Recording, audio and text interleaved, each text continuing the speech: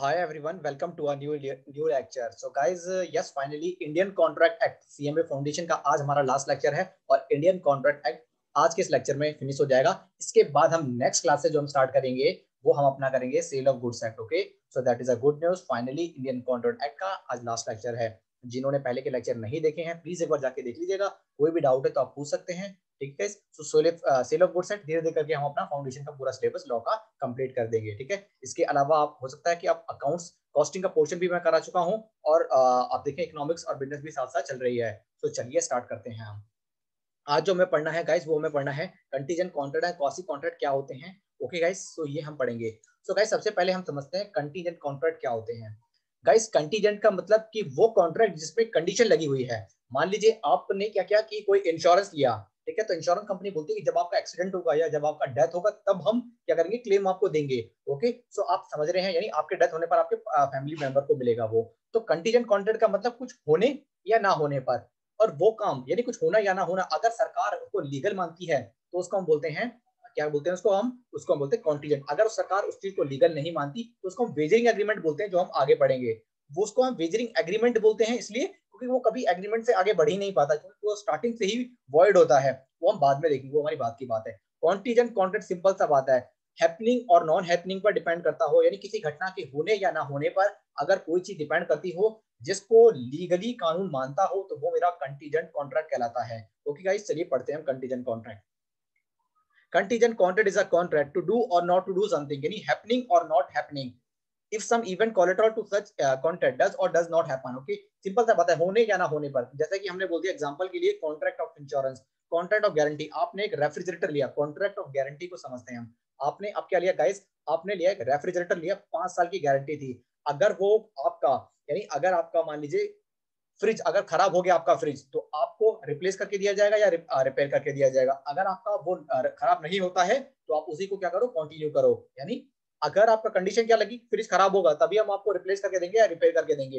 अगर नहीं खराब हुआ तो कंटिन्यू करो आप। ठीक है, उसी तरीके से कॉन्ट्रैक्ट ऑफ इंश्योरेंस का मतलब, हमने कॉन्ट्रैक्ट ऑफ इंश्योरेंस लिया, अगर आपको कोई बीमारी हुई और आपने जो खर्चा किया उस खर्चे पर हम आपको पैसा रिम्बर्स कर देंगे। ओके, लेकिन अगर आपका बीमारी नहीं हुई तो आप चलते जाओ, कोई दिक्कत नहीं है। तो इसीलिए कहते हैं कॉन्टीजेंट कॉन्ट्रैक्ट, ये कॉन्ट्रैक्ट बन जाता है। कॉन्टीजेंट कॉन्ट्रैक्ट का मतलब किसी घटना के होने या ना होने पर अगर कोई चीज डिपेंड करती है तो उसको हम बोलते हैं कॉन्टीजेंट कॉन्ट्रैक्ट। कुछ इसके रूल्स हैं, वो रूल्स हम पढ़ लेते हैं।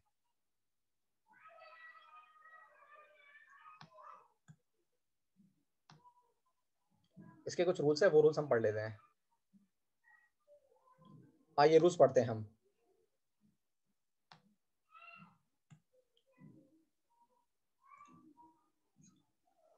रूल से बोलता है कॉन्टीजेंट कॉन्ट्रैक्ट अगर किसी हैपनिंग पर, यानी अगर किसी घटना के होने पर हो। ध्यान से समझना, अगर कंटीजेंट कॉन्ट्रैक्ट हमारा डिपेंड करता है किसी घटना के होने पर, तो वो घटना अगर हो गई तो हमारा क्या कहलाएगा, अगर वो घटना की घटित होने पर है और वो घटना अगर हो गई तो तब हम उसको वैलिड कॉन्ट्रैक्ट बोलते हैं। अगर मान लीजिए वो घटना या तो इम्पॉसिबल हो गई या फिर वो घटना क्या नाम उसका, वो मान लीजिए जो घटना घटित नहीं हुई तो उसको हम वॉइड कॉन्ट्रैक्ट बोलेंगे। सिंपल सा है, अगर कॉन्टीजेंट कॉन्ट्रैक्ट डिपेंड करता है किसी घटना के घटित होने पर तो वो घटना घटित हो गई तो वैलिड कॉन्ट्रैक्ट है। अगर घटना घटित नहीं हुई या इम्पॉसिबल हो गई तो उसको हम वॉइड कॉन्ट्रैक्ट बोलेंगे। Where a contingent contract is made to do or not to do anything, if uncertain future event happens, it cannot be enforced by law unless and until it happened. If event become impossible, such contract become void। ठीक है, या तो घटना घटित नहीं हुई या घटना इम्पॉसिबल हो गई तो वो मेरा क्या कहलाया जाएगा, void कहलाया जाएगा। अब कह रहा है कि contract contingent upon non happening of an event. पहला था हैपनिंग होने पर, अब है नॉन हैपनिंग होने पर। अगर मान लीजिए कोई कॉन्ट्रैक्ट है, हम कॉन्ट्रैक्ट को वैलिड तभी मानेंगे जब वो घटना घटित ना हो। ओके, अगर मान लीजिए घटना घटित हो गई तो वो वॉइड हो जाएगा, अगर घटना घटित नहीं हुई तो कॉन्ट्रैक्ट वैलिड है। उसके बाद है कि contract contingent upon future conduct of a living person, event shall have a considered to become impossible when such person does anything which reflected impossible that it should act within a definite time or other than under further contingency। कहने का मतलब ये कि अगर हमने किसी बंदे के किसी पर्टिकुलर काम पर, वो डिपेंड करता है कॉन्ट्रैक्ट, और अगर उसने उस काम का उल्लंघन कर दिया यानी उस काम के अपोजिट कुछ काम किया तो कॉन्ट्रैक्ट मेरा वॉइड हो जाएगा। अगर उसने कंडीशन के अकॉर्डिंगली वो काम किया है तो उसको हम बोलेंगे valid contract.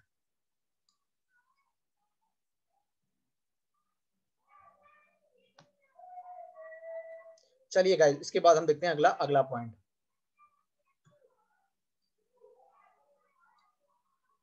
Contract contingent upon specified event happening with in fix time, contract contingent upon fix time. अगर हमने कॉन्टीजेंट कॉन्ट्रैक्ट रखा कि घटना के घटित होने पर एक फिक्स टाइम में, तो यदि अगर उस फिक्स टाइम के दौरान वो घटना घटित हो जाती है तो मेरा वैलिड कॉन्ट्रैक्ट कराया जाएगा। और मान लीजिए टाइम एक्सपायर्ड होने के बाद वो घटना घटित होती है तो वो मेरा वॉइड कॉन्ट्रैक्ट कहलाया जाएगा। या अगर उस टाइम पीरियड के दौरान ही वो इम्पॉसिबल हो जाती है तो भी मेरा क्या होता है, वॉइड कॉन्ट्रैक्ट होता है। It becomes void if at the expiry of fix time such event has not happened, या तो वो घटना घटित ही नहीं हो टाइम के दौरान भी और टाइम के बाद भी। Before the time fix such event become impossible, या तो वो दो कंडीशन है, हमने जो टाइम दिया था उस टाइम के दौरान अगर वो घटना घटित नहीं हुई तो वॉइड कॉन्ट्रैक्ट, और मान लीजिए उस टाइम पीरियड के दौरान ही वो इम्पॉसिबल हो जाती है तो वो भी मेरा क्या कहलाया जाएगा, वो भी मेरा वॉइड कॉन्ट्रैक्ट कहलाया जाएगा। उसके बाद है contract contingent upon specified event not happening with in fix time. हमने कहा कि भाई कोई स्पेसिफाइड काम करना है और not fix with in the time, यानी टाइम लिमिट नहीं है।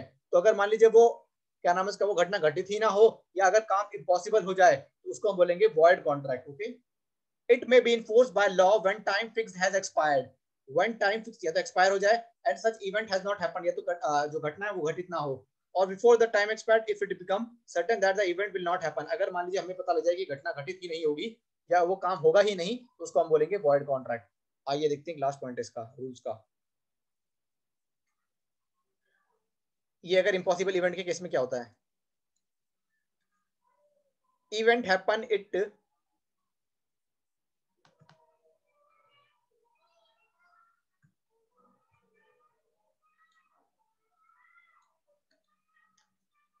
agreement contingent on agreement and contingent agreement do not agreement contingent on impossible event, यानी अगर कोई impossible event ही है तभी मेरा वैलिड होगा, अदरवाइज मेरा void होगा।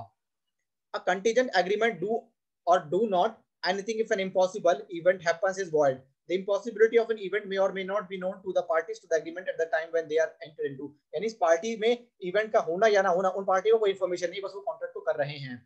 a contingent agreement to do or not to do anything if an impossible event happens is void, the impossibility of, अगर मान लीजिए इम्पॉसिबल हो जाए तो वो क्या होगा, हमारा void होगा, और ये इम्पॉसिबिलिटी जो है वो पार्टीज को पता नहीं है।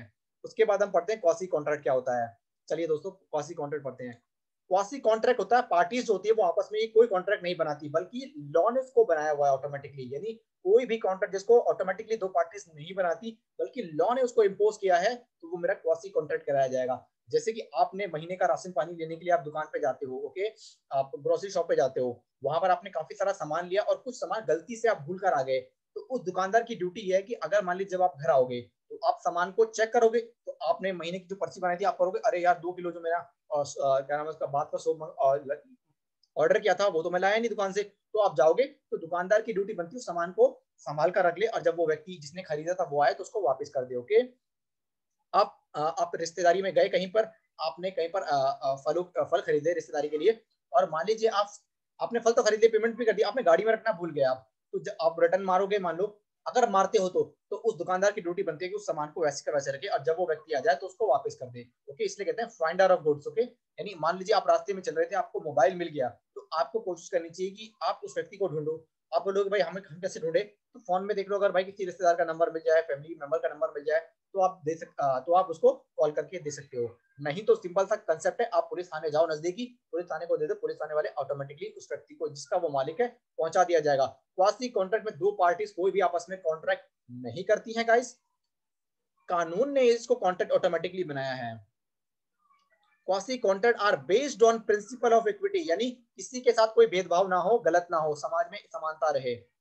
जस्टिस एंड गुड कंसाइंस, यानी एक अच्छी इच्छा शक्ति है, यानी किसी को क्या नाम है इसका मोबाइल मिला, ऐसे नहीं कि मोबाइल चुपचाप सिम निकाली और सिम तोड़ के रख दी है, नहीं, आपकी इच्छा शक्ति अच्छी है, आप पहले तो खुद ढूंढोगे उस व्यक्ति को, फोन में सर्च करोगे, उसके मामा का, चाचा का, सिस्टर का, ब्रदर का नंबर मिल जाएगा, तो आप कॉल से करके कि मैं यहाँ पर खड़ा हूँ, आप अपना फोन ले जाओ, या अगर आपको ऐसा दिक्कत आ रही है नहीं मिल पा रहा तो नजदीकी पुलिस थाने जाओ और फोन को वहां दे दो, नाउ पुलिस की जिम्मेदारी है वो पहुंचाएगी।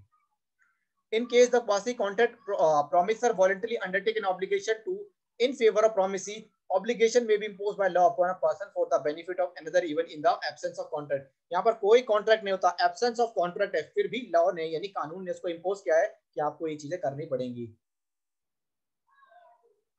उसके बाद है कुछ फीचर्स है कंटीजेंट कॉन्ट्रैक्ट के। It does not arise from an agreement, यहाँ पर कोई एग्रीमेंट कॉन्ट्रैक्ट नहीं होता of the parties concern, but it is imposed by law, यानी लॉ ने ही इसको ऑटोमेटिकली बनाया है। It is right which is available not against the entire world but against a particular person only. Okay, यानी जिस व्यक्ति ने उसको ढूंढा है, मतलब जिस व्यक्ति को फोन मिला है उसकी ड्यूटी है कि जिसका ये फोन है उस तक ये फोन पहुंचाया जाए। अब पढ़ेंगे हम types of quasi contract.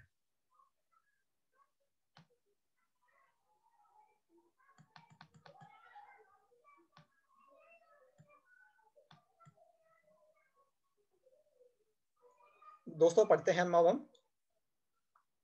Types of claim for necessaries. मान लीजिए आपने किसी भी, जो व्यक्ति इनकैपेबल है कॉन्ट्रैक्ट करने के लिए, हमने पढ़ा था इससे पहले माइनर हो गया, अनसाउंड माइंड हो गया, ओके, ल्यूनेटिक हो गया, तो क्लेम फॉर नेसेसरी, मान लीजिए हमने अगर इन व्यक्तियों को, अगर उनको जीवित रहने के लिए नेसेसरी चीजें प्रोवाइड करी हैं, तो हम उनकी प्रॉपर्टी से वो रिकवर कर सकते हैं। ओके, यस, कानून इज अलाउड, कानून यानी law is allowed on this point. अब हम पढ़ते हैं supplied to a person incapable of contracting. कोई व्यक्ति जो कॉन्ट्रैक्ट करने में इनकैपेबल था, आपने उसको नेसेसरी की चीजें दी हैं, तो आप उसकी प्रॉपर्टी से क्लेम कर सकते हो, उस व्यक्ति से कभी नहीं कर सकते। उसकी प्रॉपर्टी अगर अवेलेबल है तो ठीक है, नहीं है तो आप भूल जाओ। आपने समझ लीजिए समाज सेवा करी है। मान लीजिए आपने माइनर को और पर्सन ऑफ अनसाउंड माइंड के लिए हेल्प करी है, तो अगर आपने हेल्प करी है, नेसेसरी की चीजें उनको प्रोवाइड करी है, तो आपको क्या करना पड़ेगा, उसकी प्रॉपर्टी में से आप क्लेम, जितना आपने खर्चा किया उसके लिए, उतना आप रिकवर कर सकते हो। Right to recover money paid to another. मान लीजिए अगर आपने किसी को मनी पेड करी है, तो उसकी ड्यूटी बनती है कि काम होने के बाद वो पैसा आपको वापस कर दे। A person who had paid a sum of money with another is obliged to pay, है ना, जिसको पेमेंट करी है उसकी ड्यूटी बनती है कि जब उसका काम हो जाए तो वो हमारा पैसा वापस कर दे। is entitled to be reimbursed by that another person provided that payment has been made by him to protect his own interest। okay, हमने उसको मान लिया अर्जेंट में पैसे की जरूरत थी, हमने उसको पैसा उधार दे दिया, तो बाद में उसकी ड्यूटी बनती है कि पैसा जो है काम होने के बाद मेरा पैसा मुझे वापस कर दे। Obligation of a person enjoying the benefit of non gracious. Okay, मान लीजिए मेरा मकसद जो था वो किसी को फ्री में सेवा देने का नहीं था, ठीक है, और आपने उस सेवा का फायदा उठाया, तो आपकी ड्यूटी बनती है कि मुझे पेमेंट किया जाए जो नॉर्मल जो रेट है पेमेंट का। ओके, मान लीजिए मैंने गन्ने की दुकान खोली है, ठीक है, गन्ने की दुकान खोली, गन्ने के जूस की दुकान खोली है, ओके, कोई आके पी जाता है तो उसको पैसा देना पड़ेगा ना भाई, मैंने दुकान किसने खोली है, अपने परिवार की रोजी रोटी के लिए तो खोली हुई है, ठीक है, तो वो अगर मान लीजिए जूस का सेवन किया या इस्तेमाल किया तो उसको मुझे पेमेंट करनी पड़ेगी उसके बदले में। Where a person lawfully does anything for another person or deliver anything to him not intending to do graciously, यानी फ्री फंड में काम नहीं करना तुम्हारा मकसद, उसको पेमेंट लेनी थी उस काम के बदले में। Such other person enjoys the benefit thereof, यानी जिसने बेनिफिट उठाया उसको पेमेंट करनी पड़ेगी उस दुकानदार को। Hope you understand. Responsibility of finder of goods, जैसे मैंने बताया था कि आप रास्ते में चल रहे थे, आपको एक बहुत बड़ा आईफोन मिला, तो आपकी ड्यूटी है जो मालिक है उसको ढूंढने की, नहीं तो आप पुलिस थाने में जाइए, पुलिस को सौंप दीजिए फोन, पुलिस जो है जिसका भी ओरिजिनली होगा वो ढूंढ लेगी। A person who find goods belonging to another, यानी कुछ आपने सामान आपने फाइंड किया वो किसी और से संबंधित था, यानी किसी और का था, and take them into this subject, यानी आपको समझना पड़ेगा, उसकी टेक केयर करनी पड़ेगी जैसे आपका ही सामान है। नॉट यूज इस फॉर पर्सनल यूज, पता चले आप उसमें गेम खेलने लगे, यानी आप उसको खुद ही यूज करने लगे, आपने सिम निकाली और अपनी सिम डाल दी है।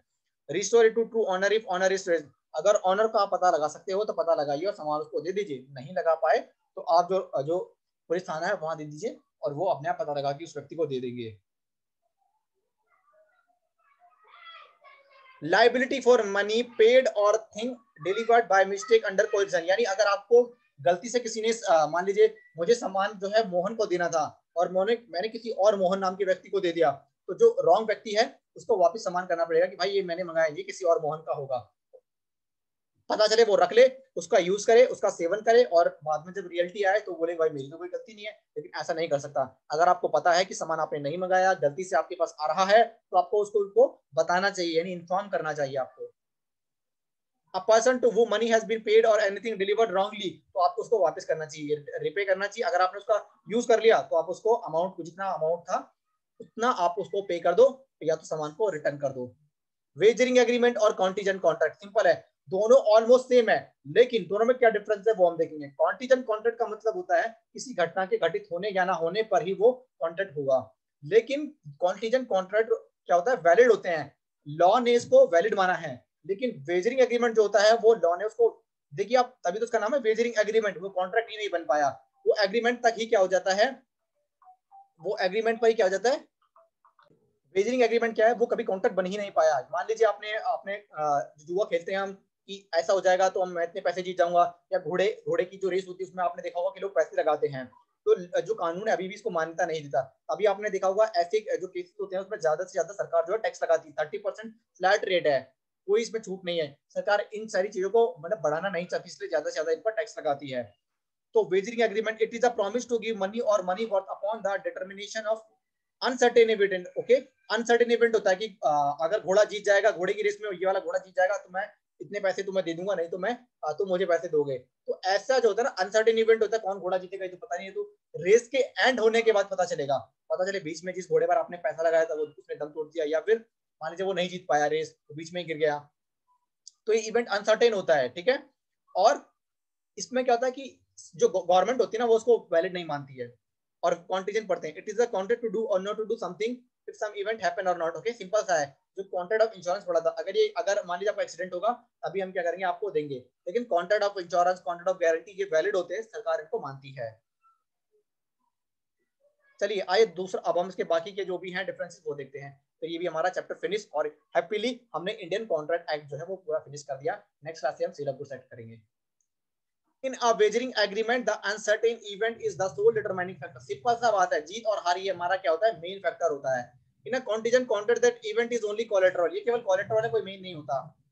It is essential to a contingent nature. Contingent nature का होना जरूरी है, और it may not be a wagering agreement. Okay, यानी ये contingent हो भी सकता है और नहीं भी हो सकता, लेकिन ये wagering कभी भी नहीं हो सकता। ये हमेशा void होता है, ये हमेशा ये valid होता है। Parties have no other interest in the subject matter of the agreement except the winning or losing of the amount of wager. It is a game of chance. Okay, इसमें केवल जो मकसद होता है हमारा, वो हार और जीत का मकसद होता है। कॉन्ट्रैक्ट में इंटर करना या पार्टी से मिलना ये हमारा पर्पस नहीं होता, केवल जो होता है एग्रीमेंट में आना, ये हमारा मेन पर्पस होता है। It is not so in the case both parties have interested in subject matter of the contract. इसमें जो इंश्योरेंस कंपनी होती है वो भी, और जो इंश्योरेंस ले रहा होता है वो भी क्या होता है, इंटरेस्टेड होता है। ठीक है, तो होप ये आपको समझ में आया होगा। नेक्स्ट क्लास में जो हम स्टार्ट करेंगे वो हम करेंगे sale of goods act. Okay, apart from this Indian contract act के सारे लेक्चर देख लीजिएगा। कोई भी डाउट है, कुछ भी डाउट है तो आप पूछ सकते हैं। अब हम मिलेंगे नेक्स्ट लेक्चर में, हमारा नेक्स्ट लेक्चर स्टार्ट होगा सेल ऑफ गुड्स एक्ट, और स्लोली हम अपना फाउंडेशन का लॉ जो है वो पूरा कंप्लीट कर देंगे। सो बाय गाइस, मिलते हैं नेक्स्ट लेक्चर में।